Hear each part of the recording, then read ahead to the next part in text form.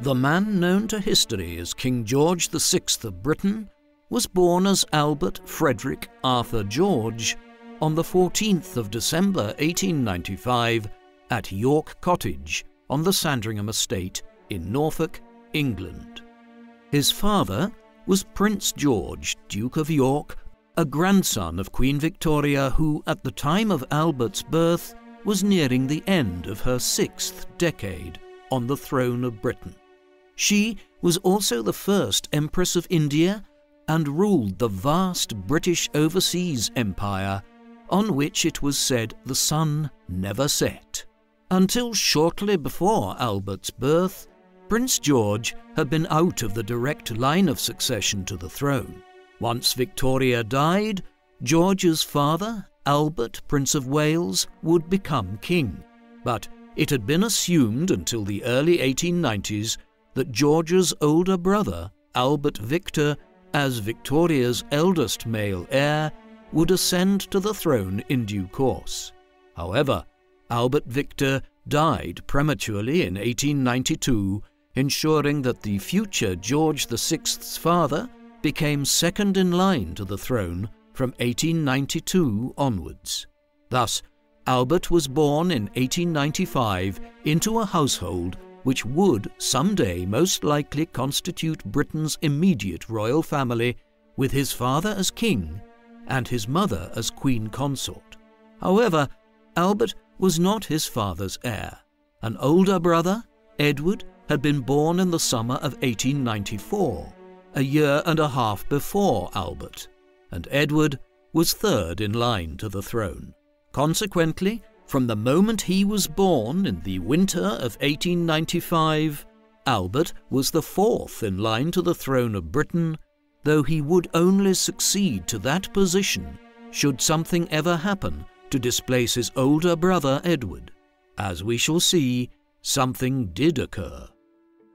Albert's mother was Mary of Teck, a member of the German royal house of Teck, which held extensive estates in the unified German Empire. Albert was her and George's second child after Edward. 4 more children would follow: Mary in 1897, Henry in 1900, George in 1902, and John in 1905, though John suffered from severe epilepsy, from which he would die in 1919 when only 13 years of age. Albert, who quickly became known to his family as Bertie, the same name given to his grandfather, was baptized at St. Mary Magdalene Church in Sandringham, just a few weeks after he was born. Thereafter, he was largely reared in a separate household to his parents, an entirely normal practice amongst the royal families of Europe in the 19th century. This continued through his early childhood years, during which Albert, Edward, and their growing brood of siblings were chaperoned between royal palaces and cottages, taught by tutors in the standard subjects of the Victorian educational curriculum, which in those days still involved learning Latin and had a strong focus on the classics of ancient Greek and Roman literature. Albert's parents were distant figures, who some historians and observers have since deemed to have been neglectful. This is too harsh an assessment, and if they seemed to be cold parents, it was in line with the conventions of the time. Albert's father was also a strict disciplinarian. It was perhaps on account of the traumatic elements of his youth that he began to suffer from a stutter in his younger years, one which would continue to plague him into adulthood, though, as we will see, he largely triumphed over it in his 30s, well before he became king. When he was just 14 years old, Albert was sent to the Royal Naval College at Osborne on the Isle of Wight, a training school for royals and sons of the British aristocracy to train as officer cadets. This followed a well-established tradition, and Albert's father had also been sent to join the British Royal Navy when he was barely a teenager. Albert, it must be said, was not a great student of any kind. He came bottom of his class in the cadets' final exam at Osborne, while he was physically not predisposed to seafaring, having suffered from stomach issues as a youth. His confidence was also low in his younger years, in part owing to his stutter, and also because of having been forced to learn to write with his right hand, even though he was left-handed. Although it seems nonsensical to the modern mind, this was a common feature of schooling in the late 19th and early 20th centuries. It was also while he was at Osborne that his grandfather, King Edward VII, died. With this, his father ascended the throne as King George V, and Albert's older brother Edward became the Prince of Wales and heir to the throne. Albert was now second in line to the throne, though something unexpected would need to befall Edward for him to ever become king. Meanwhile, in the early 1910s, he continued to progress through the Royal Navy, joining the Royal Naval College at Dartmouth after his sojourn at Osborne, and then taking in several training tours in 1912 and 1913, voyages which saw him traversing much of the Atlantic, in the Caribbean, and off the seaboard of North America. In late 1913, he was finally posted to HMS Collingwood as a midshipman. Albert was still struggling to find his sea legs, an occupational hazard for a mariner, as diplomatic tensions were building in Europe in 1914. For decades, the continent's great powers had been engaged in ongoing rivalries for regional power in Europe and for possession of colonies overseas in Africa and southern Asia. Russia and Britain, for instance, had been rivals for a time in Central Asia, where they both had interests in countries like Afghanistan. The French and the Italians both had interests in North Africa and the Horn of Africa. Since the 1890s, Germany, which had emerged as a major power on the continent following unification in 1871, began trying to build its own overseas empire. Armed alliances had even developed, with Britain, France, and Russia forming the Triple Entente, and Germany having a long-standing alliance with the Empire of Austria-Hungary. Yet, despite these rivalries, a major conflict had been avoided for many years. As a result, when diplomatic tensions began brewing between Austria-Hungary, Russia, and Serbia in the Balkans in July 1914, many believed that this crisis, like many before it, would pass quickly. It did not, and in the final days of July, tensions escalated rapidly, leading to a succession of declarations of war. By early August, nearly every country in Europe had committed to one side or another, as Britain, France, and Russia went to war with Germany, Austria-Hungary, and the Ottoman Empire. The First World War had commenced. In the early stages of it, Albert was fighting another kind of conflict, one with his appendix. In late August, a medical evaluation determined that he needed to have his operated upon, and when his ship made port in the Scottish city of Aberdeen, it was removed.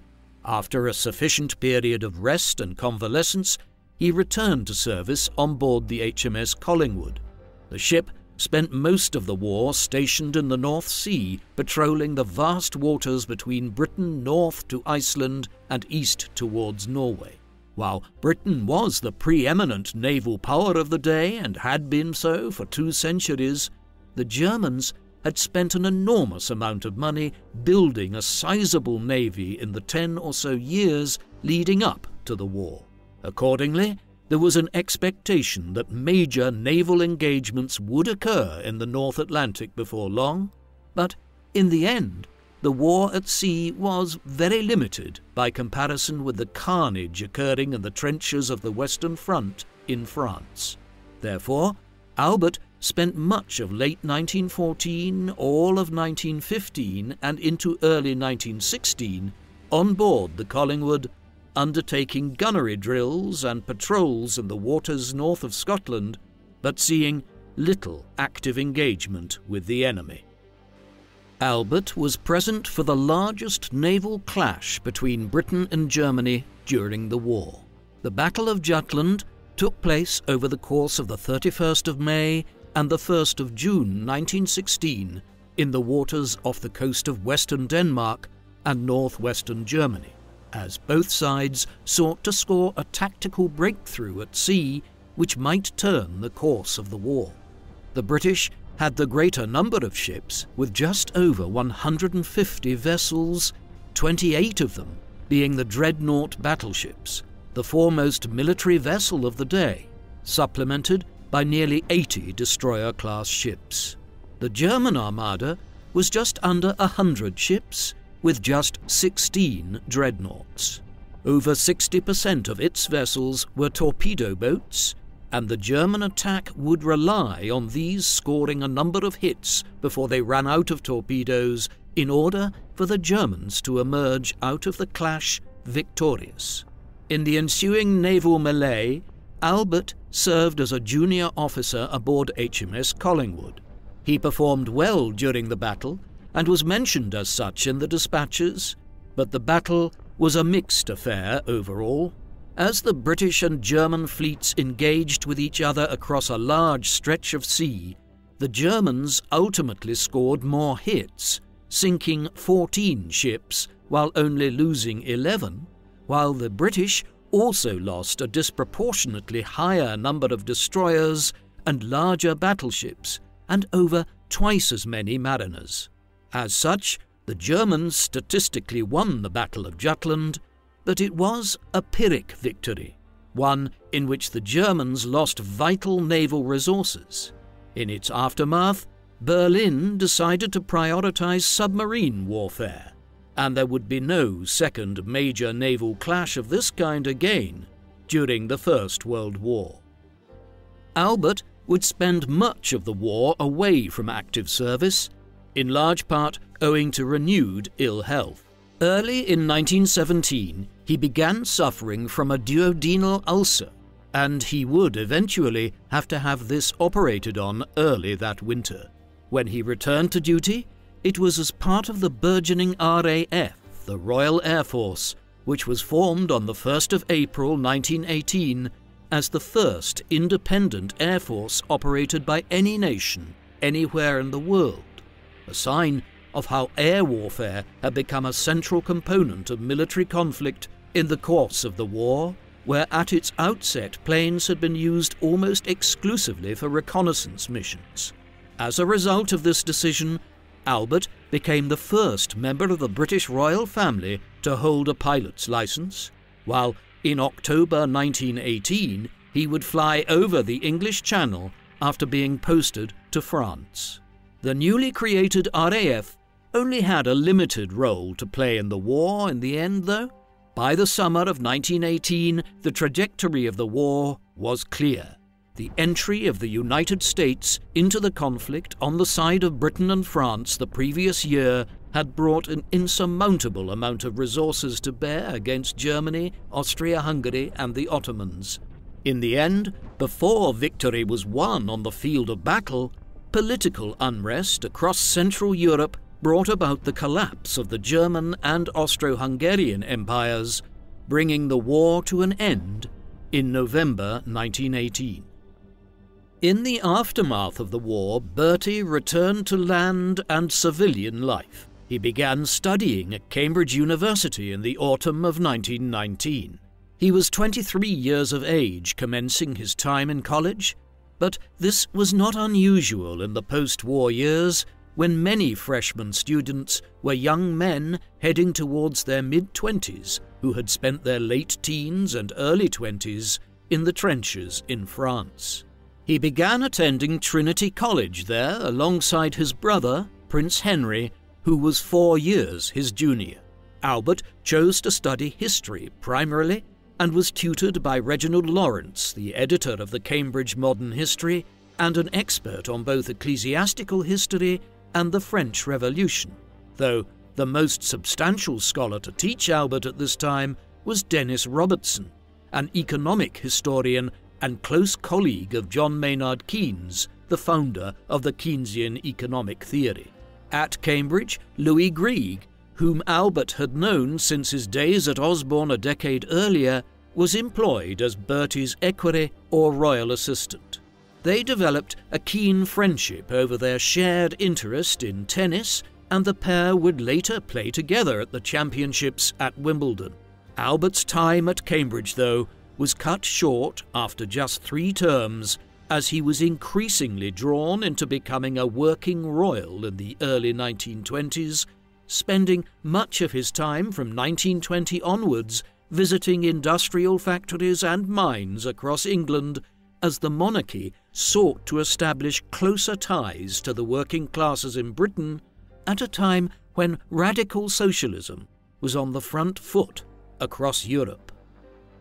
Because he was the second son of the king, and at a time when premature death was beginning to decline dramatically, it was expected in the 1910s and 1920s that Albert would never be King of Britain. Therefore, he was given something of a free hand to choose his own marriage partner, a relatively novel development for a monarch's child. Had he been born in the 19th century, for instance, a marriage to a daughter of one of Europe's royal households would most likely have been arranged. Nevertheless, when Albert began an affair in 1919 with Sheila Chisholm, it aroused consternation in the royal establishment. This Australian it-girl of the 1910s was already married to Francis Sinclair Erskine, Lord Loughborough. Bertie met Sheila after his older brother Edward began seeing Chisholm's best friend, Freda Dudley Ward. The relationship dragged on for almost a year before King George, exasperated by the situation, instructed Bertie to leave this, quote, already married Australian. Albert was not happy with doing so, but obeyed his father's command. His brother's unwillingness to abide by a similar injunction from the king over a decade later would have striking consequences for both Edward and Albert in the long run. In the shorter term, Albert was compensated for ending his affair with Lady Loughborough by being invested with the title of Duke of York in 1920, one of the most historically significant peerages in British history, and one which had been vacant since his father abandoned the title upon becoming king in 1910. Bertie's attentions were soon drawn elsewhere in his quest for a marriage partner. Shortly after ending his relationship with Lady Loughborough, he met Lady Elizabeth Bowes-Lyon at an engagement. They had known each other as children, but had not crossed paths in several years. By the time they met again, Elizabeth was just entering her 20s, and Albert, by then in his mid-20s, was evidently smitten. He proposed in 1921, but Elizabeth turned down his offer, fearful that entering the royal family and the public gaze that came with it would result in her being stifled and unable to express her true self in years to come. Bertie, though, would not take no for an answer, and was determined to woo her. A second marriage proposal came, following Albert's sister Mary's wedding to the heir to the Viscount Lascelles in February 1922, at which Elizabeth had acted as a bridesmaid. She again said no, but further months of courtship evidently swayed her, and in January 1923, despite her reservations about entering the royal establishment, she said yes to Albert on his third time of asking. The wedding was swiftly organised, and the couple were married at Westminster Abbey in London on the 26th of April 1923. Thereafter, they proceeded on their honeymoon, at the start of which Elizabeth contracted whooping cough, in what she later called a thoroughly unromantic development.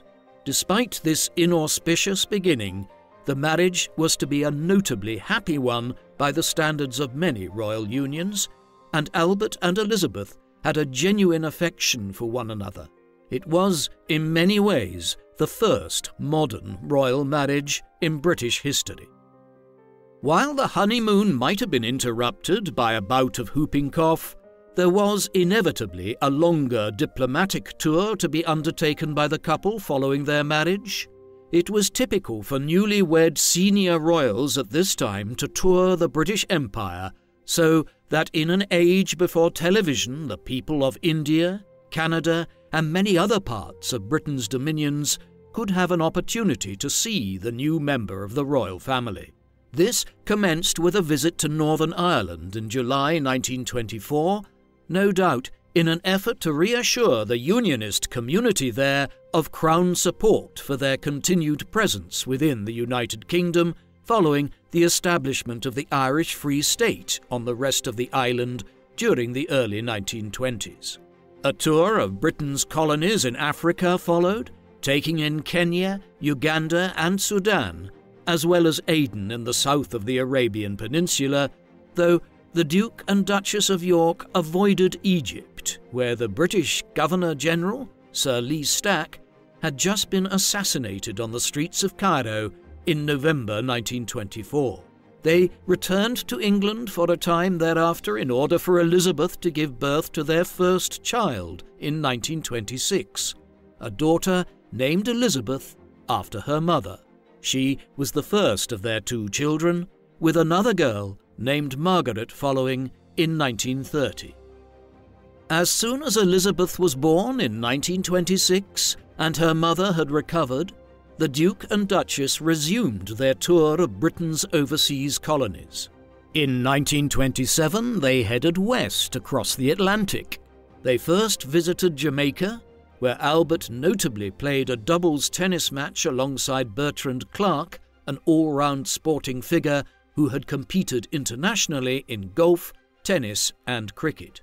In 1924, Clark had become the first black athlete to compete at the Wimbledon Tennis Championships in London, a tournament which Albert had himself competed at in 1926, partnering his friend and mentor Louis Greig, the Scottish naval surgeon who had served as his equerry at Cambridge, in the men's doubles event. Admittedly, they were soundly beaten in the first round, but Albert remains the only British royal to have competed at the championships, having done so when the championships were still an amateur event. Albert's decision to play alongside Clark in Jamaica the following year was seen as an inclusive decision which embraced the wider Jamaican population. It was probably simply more in line with Albert's personality that he innocently decided to play a game of tennis and wasn't considering the political overtones of doing so at all. Thereafter, he and Elizabeth proceeded onwards to the Pacific Ocean, visiting Fiji, New Zealand and Australia, before returning to Britain after taking in many of the Empire's countries in the mid-1920s. While in Australia, Albert oversaw the formal opening of the newly built Parliament House in the capital city, Canberra. He delivered a speech during this event, one which was well delivered. This would not have been possible just a year or two earlier. Bertie's stutter had not retreated with the passage of the years, and by the mid-1920s had become a problem. When he had given the closing speech at the British Empire exhibition at Wembley in October 1925, the ceremony had been an endurance test for both Albert and his listeners, with the Duke struggling to deliver his lines. In its aftermath, he determined to do something to confront the stutter which had plagued him since his youth. Thus, although the acclaimed film The King's Speech depicts Albert as having employed him much later in the lead up to and opening stages of the Second World War, it was actually in 1926 that Bertie first began working with Lionel Logue, an Australian former stage actor turned speech and language therapist. Logue's methods were unusual by the standards of the 1920s, and he was considered a quack by many in the medical community, but his regimen of daily vocal exercises and conscious relaxing of the throat muscles proved enormously successful in Albert's case.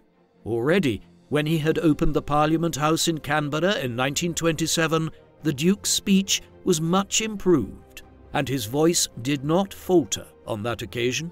He continued to work with Logue intermittently over the next 20 years, and in 1937, at the time of his coronation, he honoured the Australian by making him a member of the Royal Victorian Order with promotion to the rank of Commander in 1944. More broadly, Albert grew into himself in the 1920s. He was a changed man following his marriage and after becoming a father, and unlike his own father and grandfather, his parenting style was a warm, modern one, rather than being a cold, distant presence in his daughters' lives. The family originally lived at White Lodge in Richmond Park in London, but they moved to a more modest home in Piccadilly in 1926. During these years, the Duke and Duchess became known for their philanthropy. Bertie, for instance, founded the Industrial Welfare Society, through which he met with trade unionists and other leaders of industrial workers to try to gain a greater understanding of the material existences of Britain's workers and how their lot could be improved at a time when industrial communities in much of England and Scotland still suffered from striking deprivation. Bertie became known as the foreman to his family. Such was his interest in labour issues. He also established the Duke of York's camps, through which boys from working-class communities and public schools competed in a wide range of events. These were a forerunner of the Duke of Edinburgh Awards latterly established by his son-in-law. Albert took a great personal interest in them and attended the camps every year in the late 1920s and throughout the 1930s, except for 1934, when he was ill. In the late 1920s and early 1930s, Albert and Elizabeth must surely have believed that their lives would continue on the same trajectory as they had been on since their marriage. They would continue to play prominent roles in representing the royal family as Duke and Duchess of York, but the assumption was there that Bertie's older brother Edward would eventually marry, become king, produce an heir, and the royal line would continue through his family. However, by the early 1930s, it was imperative for Edward to marry at some point as he neared his 40th year. It was worrying for both the king and the government to discover in the course of the mid-1930s that Edward's attentions had actually landed on Wallis Simpson, an American divorcee who had come to England following her marriage in 1928 to Ernest Aldrich Simpson, an American businessman with extensive dealings in England. Edward and she had first met in 1932 and gradually entered into an extramarital affair. By 1935, when King George sanctioned the Metropolitan Police Special Branch to begin monitoring Simpson's movements, the relationship between her and the heir to the throne had become a matter of considerable concern to the royal family and the Conservative Party Prime Minister Stanley Baldwin, when he entered government that summer. Although news of the affair had not become public knowledge at that time, it was widely believed that if it did, it would become a cause of major scandal, both because Simpson was a divorcee at a time when divorce still carried considerable social stigma, and also because Edward and she were romantically involved while Wallis was still married to her second husband. The affair would soon change the course of Albert's life. Albert's father, King George V, died on the 20th of January 1936, in large part owing to a lung condition exacerbated by lifelong chain smoking, underlying medical conditions and habits which were shared by his sons and which plagued their later lives as well. He had been considerably ill since the mid-1920s, but by 1935 matters were very poor indeed. In his final months, he had expressed his hopes that if Edward continued with his relationship with Simpson, that they would not have children, and that the way would soon be clear for Albert to succeed to the throne one day. That would come sooner rather than later.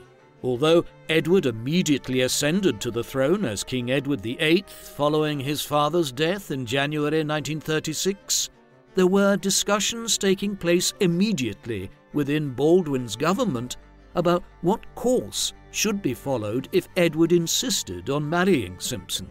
As Edward did not have any children, Albert was necessarily part of these discussions from their inception, as he was next in line to the throne. It was clear that if Edward were forced to abdicate, Albert would almost certainly succeed him, although there were rumours in the mid to late 1930s that the government was considering the possibility of one of Albert's two younger brothers, Prince Henry and Prince George, as possible candidates to succeed Edward if the crisis deepened. George, it was held at the time, was viewed in particular as a possible king, as he and his wife, Princess Marina of Greece and Denmark, had become parents to a son, Prince Edward, in October 1935, and thus he would have a male heir already if he became king. However, there is no evidence to suggest that the idea of Henry or George succeeding Edward was ever seriously entertained by Baldwin's government, and the plan from the very start of the abdication crisis was for Albert to succeed his brother if Edward ended up renouncing his throne. Edward's coronation was planned for the 12th of May 1937. He would not remain as king for long enough for it to be held, though. The first months of his reign saw a growing standoff with Baldwin concerning his relationship with Wallis Simpson. Edward was seemingly determined to marry her, and for her part, Wallis was taking steps to divorce her second husband in advance of marrying Edward. She had informed friends that she expected to be crowned as queen the day that Edward was crowned as king. This would not be the case. Baldwin was utterly opposed to Edward's proposed marriage, and in the autumn of 1936 began liaising extensively with the wider royal family, particularly Bertie, who was reluctantly acclimatizing himself to the reality of succeeding his brother within a matter of weeks, a development which he had no desire to see occurring. News of the affair eventually broke, and it was made known to the nation in the newspapers on the 2nd of December 1936. Thereafter, despite efforts by some senior members of Parliament, such as Winston Churchill, to support Edward's right to marry whom he pleased, it became abundantly clear that Parliament sided with Baldwin's approach. Pressured into making a swift decision, Edward agreed to abdicate rather than end his relationship with Simpson. He did so on the 11th of December, upon which Albert succeeded as King of Britain and Emperor of India, taking the regnal name George VI in honour of his father. He was a reluctant king, and later revealed that when he had to visit his mother and tell her the news of the abdication and his assumption of the throne, he wept. George rose to the position of king well. His style of rule was modest and undramatic, in stark contrast to the controversy and drama which had surrounded Edward as Prince of Wales and during his brief time as king. Over the next 15 or so years, he would fulfill the role of monarch and its constitutional remit very well, rarely exceeding the role which the monarchy was largely confined to by the middle of the 20th century, which was to represent the royal establishment well and act in a ceremonial capacity. Nevertheless, this was still an important function, particularly so when Britain entered a period of extreme hardship from the autumn of 1939 onwards. Moreover, George's modest and unassuming personality was a good foil to the larger-than-life character of Winston Churchill as Prime Minister when war would come just a few years into his reign. Politically, George was conservative in his views, but not staunchly so, and was well suited to overseeing the gradual modernization of the country, both socially and culturally. George had come to power at a time when the political map of Europe was in flux. Following the end of the First World War in 1918, the continent had experienced 5 years of brutal revolutions and civil wars in regions like Russia, Turkey, Poland, Ireland, and Germany. But eventually, in 1923 and 1924, the chaos subsided, and several years of major economic growth and prosperity had followed. This was checked by the Wall Street crash in the autumn of 1929 and the Great Depression which followed. As renewed political turmoil arose across Europe, many countries turned to more extreme politics. In Central Europe in particular, far-right nationalist and fascist parties had emerged to claim power in countries like Austria, Hungary, and above all, Germany, where the Nazis, led by Adolf Hitler, seized power early in 1933. Conversely, Eastern Europe was dominated by the totalitarian Soviet Union, led by Joseph Stalin. Those few countries which retained a democratic governmental system were threatened by the vying forces of fascism and communism, and shortly before George succeeded to the throne, a bitter civil war had broken out in Spain between these left and right-wing political forces. The task before Britain in the first years of George's reign was to navigate this difficult political environment, preventing the rise of both the British Union of Fascists under Oswald Mosley and excessive social unrest wrought by the political left. And George's task in acting as head of state at this time was not helped by Edward and Wallace's decision to undertake an unofficial tour of Nazi Germany in the autumn of 1937, one in which Edward clearly displayed his appreciation of German National Socialism. When George became king, Britain was at a crossroads in terms of how to approach the German threat. It could begin rearming rapidly in order to deter Germany from further aggression, or try to appease Hitler and the Nazis by granting them concessions, principally in the shape of reversals of some of the more punitive aspects of the Treaty of Versailles, which had brought the First World War to an end. George was in many ways a favourer of appeasement, but the principal architect of this approach was Neville Chamberlain, who succeeded Baldwin in May 1937 when he stood down as Prime Minister. Chamberlain continued a policy of slow rearmament while also allowing Germany to re-emerge as the major power in Central Europe. Thus, few objections were raised when the Anschluss, the union of Germany and Austria into a Greater Germany, was undertaken by the Nazis in March 1938 in direct violation of the peace treaties which had brought the war to an end. George supported Chamberlain in this approach, but in doing so he was actually following the constitutional remit of the monarchy by the 1930s, which was to support the government of the day and its decisions regardless of whether or not those same policies ran contrary to the monarch's own views. In one instance, and a particularly significant one at that, George did directly associate himself with Chamberlain's policy. Following the annexation of Austria in the spring of 1938, the Nazis had turned their attention to the Sudetenland, the German-speaking region of western Czechoslovakia, making claims to this territory. Eventually, a diplomatic conference was convened to be held in Munich in September 1938. In the lead-up to it, George offered to write directly to Hitler to try to appeal to him, as one ex-serviceman to another, to try to prevent war. This was well-intended, though considerably naive in retrospect.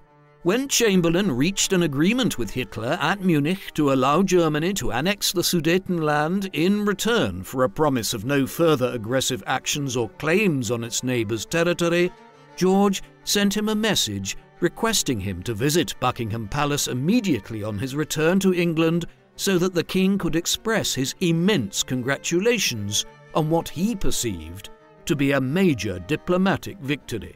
The appearance of the monarch and the Prime Minister on the balcony of Buckingham Palace together when Chamberlain arrived in England was a striking statement about their combined belief in the success of appeasement. But they would soon realize how misguided their faith in the agreement reached at Munich was. In the summer of 1939, despite the troubled political headwinds in Europe, George and Elizabeth headed across the Atlantic Ocean and visited the United States. The tour of the US was undertaken on the invitation of President Franklin D. Roosevelt. Occurring between the 7th and 12th of June, it has a significance as being the first time that a British monarch had ever visited the country. No British monarch had agreed to do so since the US, which had been born out of Britain's colonies in North America, had declared its independence in 1776, and even prior to this, no monarch had visited the colonies since their establishment in the early 17th century. The tour took in much of the East Coast, with visits to Washington, D.C. and New York, as well as Mount Vernon, the home of George Washington in Virginia. The state visit was an important one in making the British royals visible to the American public and was conceived of by Roosevelt as a way of generating support in the US for providing aid to Britain in the event of war breaking out. It was a shrewd diplomatic move, one which did not see US sentiment in favor of intervening in the Second World War when it initially broke out, but which helped Roosevelt to persuade Congress to provide financial and material support to Britain in the early stages of the war. Close ties between Britain and the US would soon be needed, as Chamberlain's efforts at appeasement were proven to have been in vain by the time George and Elizabeth toured the US in the summer of 1939. No sooner had the dust settled on the Munich Agreement and the Sudetenland been annexed into a Greater Germany than Hitler and the other senior members of the Nazi regime began turning their attentions towards further land grabs. The winter of 1938 was relatively calm, but the following March, the Munich Accords were torn up as German troops entered Czechoslovakia and occupied the country, which became a protectorate of Nazi Germany. Just days later, the city of Memel on the Baltic Sea coast was annexed after being threatened with an aerial bombardment by the German Foreign Minister Joachim von Ribbentrop. By now, Britain and France had begun to accelerate the speed of their rearmament in preparation for the inevitable conflict, but they were far behind where they needed to be. The Nazis were aware of this and consequently accelerated their own march to war. In the summer of 1939, their attentions turned to Poland, making diplomatic claims to Polish territory which Germany had been forced to cede in 1919 as part of the Treaty of Versailles, which brought the First World War to an end. Finally, in late August 1939, a false flag operation was run to make Poland seem like the aggressor in Eastern Europe. On the 1st of September 1939, Germany declared war on its eastern neighbour and invaded Poland. 2 days later, in response to this aggression, Britain and France went to war with the Nazis. The Second World War had commenced. As the King of Britain and Emperor of India, the task fell to George on the 3rd of September 1939 to address the nation upon Britain's declaration of war on Germany earlier that day. At 6 p.m. that evening, he delivered his speech, broadcast over the radio. While Winston Churchill's addresses to the nation during the war usually garner greater attention, George's on Britain's entry into the war was also galvanizing. In it, he stated, "In this grave hour, perhaps the most fateful in our history, I send to all my peoples, both at home and overseas, this message with the same depth of feeling for each one of you as if I were able to cross your threshold and speak to you myself. For the second time in the lives of most of us, we are at war. Over and over again, we have tried to find a peaceful way out of the differences between ourselves and those who are now our enemies. But it has been in vain. If one and all be resolutely faithful today, ready for whatever service or sacrifice it may demand, with God's help, we shall prevail. George's maiden speech to the nation during the conflict was delivered without any trace of the stutter which had plagued him for much of his youth. Although the award-winning film The King's Speech contains many aspects of George's story which are historically accurate, his challenges concerning his stutter were primarily faced and overcome with the assistance of Lionel Logue in the mid to late 1920s. Though George did periodically consult with Logue over the years, including during the Second World War, nevertheless, the film is inaccurate in suggesting that the king only began to confront his stutter in the period immediately before the war. With the onset of the war, there was a growing problem in the heart of government. Neville Chamberlain remained as Prime Minister and retained the support of the bulk of the Conservative Party. However, there was a rebellious faction amongst the Tories, and many in Britain felt that Chamberlain's position was untenable, given that he had championed the policy of appeasing Germany after he became Prime Minister in 1937. Matters came to a head in early May 1940 during the so-called Norway debate in the House of Commons, which began concerning British efforts to open a front in northern Norway following the country's occupation by the Nazis, but which soon morphed into a wider debate on Chamberlain's management of the war. It became clear that he could not remain on as Prime Minister, but there was a debate as to who should succeed him, with some favouring Winston Churchill, a long-standing Conservative critic of the Nazis and appeasement, and others supporting the candidature of Lord Halifax, an ally of Chamberlain's who was not entirely opposed to negotiating peace terms with Germany. George was initially in support of Halifax, holding a grudge against Churchill over his support for Edward and opposition to George becoming king back in the early winter of 1936. However, as events unfolded in the early summer of 1940, it became clear that Churchill was the candidate who could command cross-party support in Parliament, and on the 10th of May 1940, George asked Churchill to form a new government. The case was urgent, as the Germans had invaded Belgium and the Netherlands that morning, heading towards France. A cross-party coalition government conceived on the widest basis was soon established. Though he opposed Churchill's ascent as Prime Minister initially, once he occupied 10 Downing Street, the relationship between George and Winston became one of the closest between any British monarch and Prime Minister in modern history. The exigencies of the war ensured that they had to meet regularly, and they soon bonded over their common interest in the Navy, Churchill having served as First Lord of the Admiralty during the First World War, while George was at sea in the North Atlantic. Things grew from there.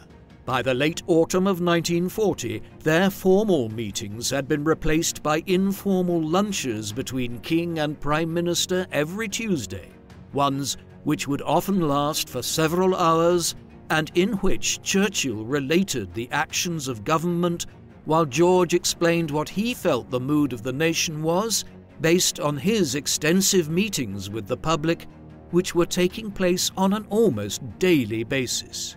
We know of the considerable friendship which developed between the pair in the course of the war owing to George having recorded them regularly in his diary. It was not always smooth sailing. Notably in the spring of 1944, when Churchill had to convince the king that he could not take part in the D-Day landings, not even on board the warships at the rear once the beachheads had been secured, but generally the relationship was a successful one, in large part because Churchill encouraged George, a naturally shy and retiring man, that he had a considerable public role to play in the war. He made him feel useful. A sign of their affinity for one another would be seen many years later when Churchill was delivered the news of George's passing at 10 Downing Street. He was said to have laid aside his papers and stated, "Bad news, the worst," and descended into a deep gloom for several days. George's close relationship with Churchill was in many ways forged in the dark days of the autumn of 1940. Following the Nazi invasion and rapid conquest of the Low Countries and France in the summer of 1940, the Blitz, a bombing campaign of Britain initiated by the Nazis, combined with a naval blockade of Britain in the North Atlantic, commenced. The Blitz began on the 7th of September with the goal of bringing Britain to negotiate peace terms without the Nazis having to launch a land invasion of Britain. London was the prime target from the beginning, but George and Elizabeth took the decision to remain in the capital. It was a hazardous decision. Over 1,000 people alone were killed in the city on the first night of the bombing campaign, and on the 13th of September, the King and Queen were very nearly killed when several bombs landed on Buckingham Palace. More broadly, the royal family underwent the same rationing that was imposed on the entire British public during the war years, and the sense of shared struggle galvanized the nation and won George and Elizabeth the admiration of the British people even as the Blitz dragged on for 8 long months through to May 1941. By the time it ended, over 40,000 British civilians were killed and 2 million homes had been damaged or destroyed, the majority of the damage being inflicted on London. The worst of the Blitz and the naval blockade ended in the spring of 1941. This was entirely owing to the general drift of the conflict. Between the summer of 1940, after the swift fall of France, Britain and the North Atlantic became the crucible of the war. The King needed to be visible during this, Britain's darkest hour in the conflict. However, from the summer of 1941 onwards, the focus of matters shifted as Hitler and the Nazis abandoned their designs on forcing Britain to surrender and instead turned their attentions eastwards to the Soviet Union, undertaking the largest land invasion in military history. Thereafter, the Eastern Front became the focus of the war in Europe, while after the entry of the United States into the conflict in December 1941, Britain, the US, and the Commonwealth nations turned their attentions to gaining victory in the North Africa campaign against the Italians and the German Expeditionary Force which had been dispatched there. They finally emerged victorious in the spring of 1943, after which a southern front was opened in Italy by the Western Allies. 12 months later, in the summer of 1944, a Western Front was established with the D-Day landings and the invasion of France. From that point onwards, the course of the war and the result seemed destined to be one of Allied victory. In September 1940, in the aftermath of the evacuation of the British Expeditionary Force from Dunkirk in northern France earlier that summer, and the commencement of the Blitz and the Battle of the North Atlantic, George championed the creation of 2 new awards which would be bestowed by the Crown. The George Cross and the George Medal were both created in September 1940. Unlike the Victoria Cross, which had been established during the long reign of George's great-grandmother and other military honours, the George Cross and George Medal were to be awarded to anyone who was deemed to have conducted themselves with gallantry and bravery, be they civilians or soldiers. In the context of the Blitz, when ordinary Londoners, and in particular firefighters and police, were effectively the front-line soldiers in the war against Germany, such awards were deemed necessary by the King. The George Cross would become the civilian equivalent of the Victoria Cross, the highest military award of its kind. In announcing the creation of the new honour, the King stated that, quote, "I have decided to create, at once, a new mark of honour for men and women in all walks of civilian life. I propose to give my name to this new distinction, which will consist of the George Cross, which will rank next to the Victoria Cross, and the George Medal for wider distribution. It was to be awarded for acts of the greatest heroism or of the most conspicuous courage in circumstances of extreme danger." Over the course of the war, George would personally present the awards to dozens of soldiers and civilians. Those who were honoured included the likes of Stuart Archer, a bomb-defusing expert who had defused over 200 bombs that had landed undetonated in England by September 1941. John Bridge was another Medal of the Cross for his role in defusing dozens of bombs which landed in urban centres across England. The George Medal was granted in similar cases, often to members of the Commonwealth nations. For instance, Margaret Irene Anderson, an Australian staff nurse on board the Empire Star, was awarded the medal for her gallantry during the evacuation of Singapore in the face of the Japanese onslaught in 1942.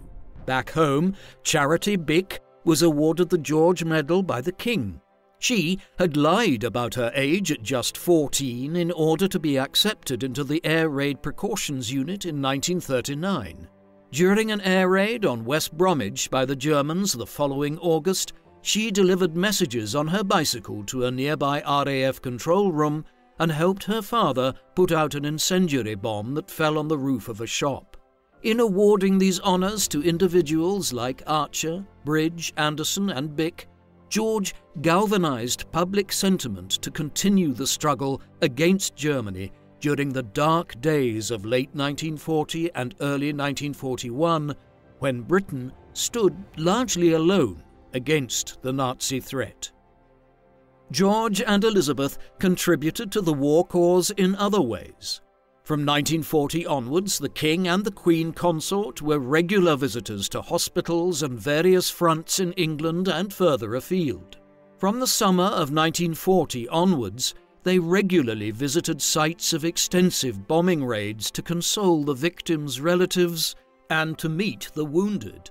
Often, these duties were divided up, with George heading for military bases and Elizabeth touring London's hospitals and those in the other major cities. One might look at these as merely symbolic gestures, but symbolic gestures at a time of civilian endurance were what was needed at the time, and the King and Queen earned plaudits for their very visible public presence throughout the Blitz and the remainder of the war. As the focus of the conflict shifted away from Britain in 1941, and the Western Allies began taking the offensive on several fronts, George often left England, heading to the front lines in North Africa and the island fortress of Malta in 1943, and visiting France, the Low Countries and Italy in 1944, after the southern and western fronts had been opened. By 1944, the war was entering its final stages as Germany found itself being advanced on from the east by the Soviets and from the south and west by the Western Allies. George did not play an entirely silent role in these affairs.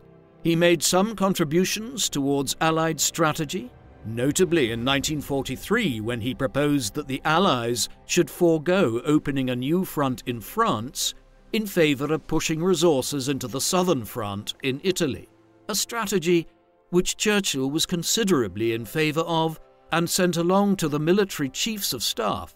In the end, though, George saw the logic of opening a front in northern France and on the evening of the D-Day landings he delivered a rousing broadcast in which he recalled the grim position Britain had been in 4 years earlier, before stating that, quote, "Once more a supreme test has to be faced. This time the challenge is not to fight to survive, but to fight to win the final victory for the good cause."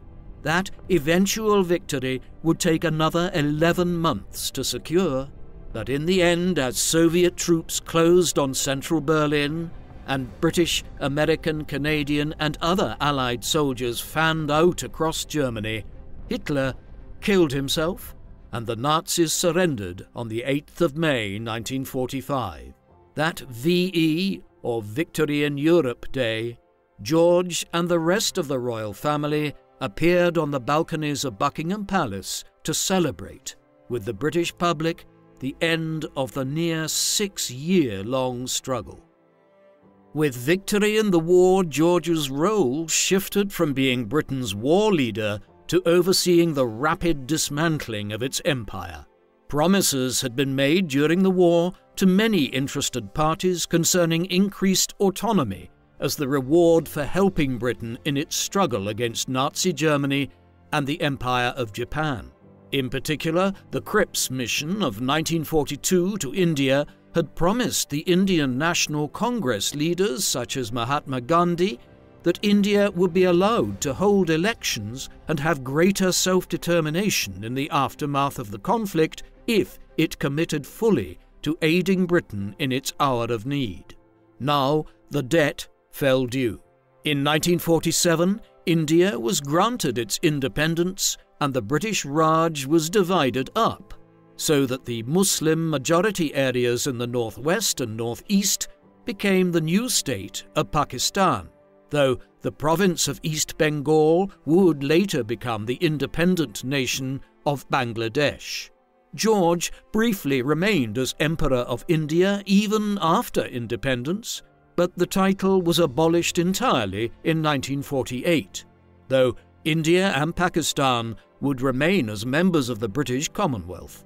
Thus, in the second half of the 1940s, George was overseeing the first steps of the post-war transition from the Empire to Commonwealth, including the 1949 London Declaration, which was pursuant from India's declaration of itself as a republic and the removal of George as head of state of that Commonwealth nation. George was cautiously in favour of this move, provided India remained a Commonwealth nation, though the episode did see the Republic of Ireland leave the Commonwealth entirely. The further dismantling of Britain's empire would gather pace in the 1950s, particularly from 1957 onwards, when the first wave of decolonisation spread across Africa. By the mid-1960s, Britain would relinquish much of its control of its territories in regions like Kenya, Uganda, Nigeria and Rhodesia, many of which new nations in turn became members of the Commonwealth. But George would not live to see this. His health was deteriorating already in the late 1940s, though he was only just after entering his 50s. Like his father before him, his lifelong chain smoking had taken its toll on his health, as had the stresses of the war years. Moreover, by the late 1940s, he was suffering from several circulatory problems, including Buerger's disease, which leads to clotting of small and medium arteries, and which is also exacerbated by smoking.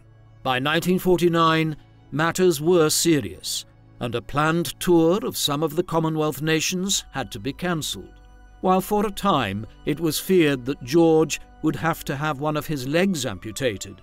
Unsurprisingly, by this time his eldest daughter and the heir presumptive to the throne, Elizabeth, who was only 23 years of age, was carrying out more and more royal duties by the end of the decade. Matters did not improve into the 1950s. In 1951, George had to have his left lung surgically removed after he developed lung cancer.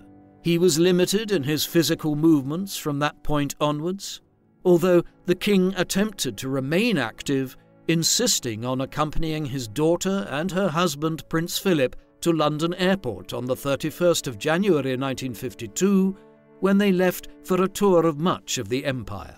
It was the last time he would see his daughter and heir. George died in his sleep a week later on the 6th of February 1952 from a coronary thrombosis at Sandringham, where he was born. He was just 56 years of age. Owing to his premature death, Elizabeth succeeded to the throne of Britain at just 25 years of age, and as she lived to be 96 years herself, her reign would be the longest in British history. News of George's death was released immediately, and the mechanisms for the holding of a state funeral were put in place. His body lay in state at Westminster from the 11th of February onwards so that the British public could pay their respects to the wartime king. His funeral was held on the 15th, like those of so many British monarchs, at St. George's Chapel at Windsor Castle. Afterwards, his remains were interred in the royal vault, though they only remained here until 1969, at which time George was reinterred in the George VI Memorial Chapel. His remains lie there today, with those of his wife, Elizabeth the Queen Mother, who lived until 2002, outliving her husband by half a century, and those of his daughter, the recently deceased Queen Elizabeth II, and her husband, the Duke of Edinburgh, Prince Philip.